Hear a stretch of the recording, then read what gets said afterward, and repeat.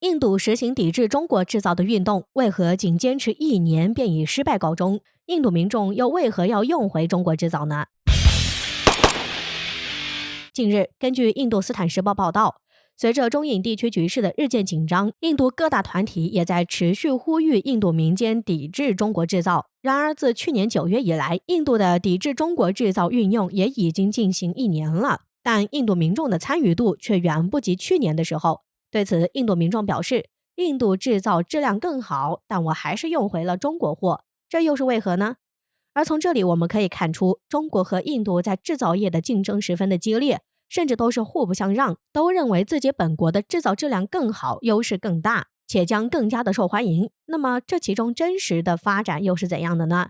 接下来我们一起来看看，中国和印度2个国家都是世界上的人口大国，而2国之间也是经常会有矛盾发生，也都是彼此的不对付。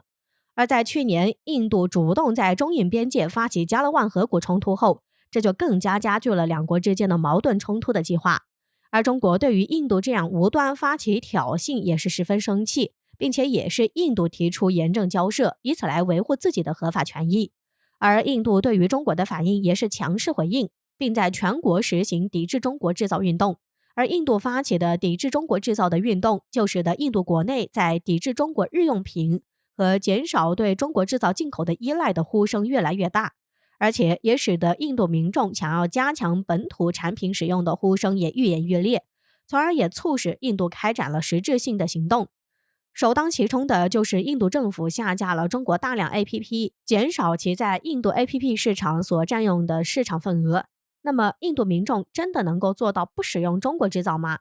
近些年，中国制造的不断发展已经在国际社会上获得了广泛的认可，并且以其独特的发展优势，使得中国制造一直在世界上处于发展的领先地位，而且也是发展的越来越快。而印度对于中国制造的依赖也是十分的大，尤其是中国的电子产品已经完全深入印度民众的日常生活中，成为了他们生活中不可分割的一部分。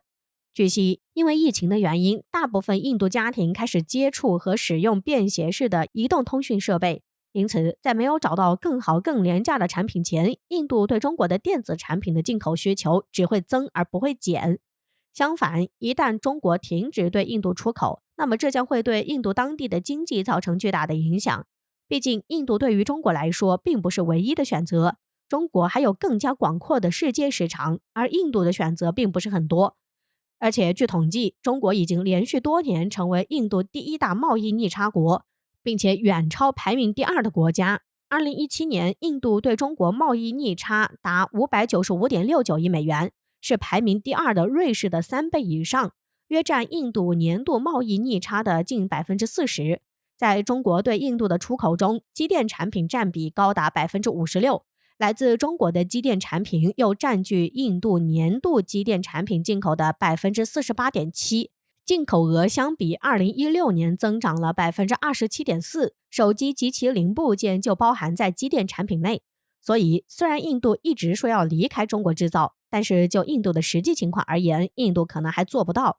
据悉，近年来印度的部分产品对中国的进口增加了 100%， 比如电子产品上所必需的电池元件等，印度都需要从中国进口，且进口占比高达 80%。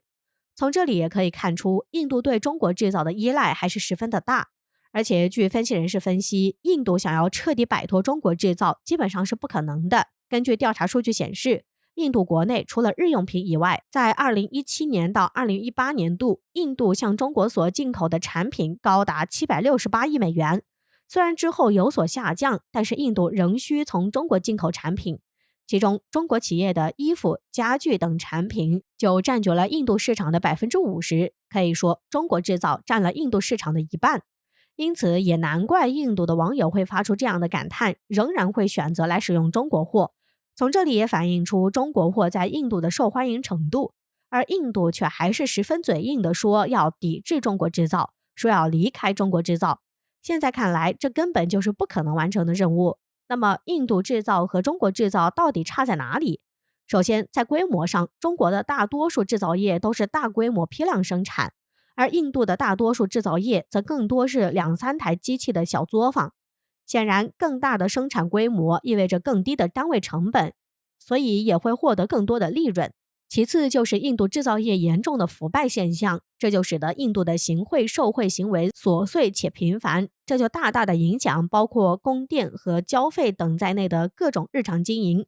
因此就对印度的制造业产生较大的影响。而这与中国相比，印度则是完全比不过的。中国的企业的发展更为健康且有秩序。最后就是印度国内存在着严重的官僚主义。据悉，在印度，多种族的民主传统就大大的制约着印度新企业的成立和经营，这就使得印度的制造业受到严重的官僚主义影响，因此在发展上受到了极大的限制。而中国相较于印度，就有着更加便利的经商环境，极大便利了中国制造业的发展。所以综上我们就可以看出，印度制造和中国制造的差距还是比较的大。而对于印度发起的抵制中国制造的运动，这只会加剧印度与中国和全世界的贸易逆差，从而使得印度在国际贸易中处于极其不利的地位。所以印度想要完全摆脱中国制造，也只是痴心妄想，是完全做不到的。所以印度要想印度制造取得发展，就应该要正视与中国的差距，正视本国国情和国家发展现状。因为中国作为世界工厂，生产出的大量日用品进到了全球人民的千家万户，这其中也少不了印度。而印度虽然已经成为工业和消费大国，但是其工业基础薄弱，人口众多，但是缺乏熟练的受教育产业工人，整体生产效率低下，许多小制造产品在质量、品种和成本上无法与中国厂家匹敌，所以久而久之，从中国进口商品，尤其是日用品已成为常态。如果印度放弃性价比最高的中国产品，单靠其国内的生产力，那么将根本无法满足印度民众的日常需求。如果从其他国家购买日用品，别说老百姓是否用得起，就算是增加的市场成本，也会让印度经济难以承受，更别说实现工业化了。因此，一个国家真正的强大与发展，不在于其口头的强硬，而在于其国家的综合实力以及各项配套设施的保障，加上顺应现代化潮流的需要，能够求同存异，互相学习，共促发展。中国就是以这样的一个大国形象，立足于世界发展的潮流，打造中国品牌，找准产品与市场的契合点，做到扬长避短，同时推动核心技术的内生演化和外部学习的良性互动，用具有中国特色的产品获得了世界的认可，并将承担大国责任，共促世界经济发展。可以说，印度人由于民族自尊心，一直不愿意承认中国制造的地位，甚至说出印度制造要比中国制造质量更好。然而现实却是，印度民众也离不开中国制造，这就是如今印度的现状。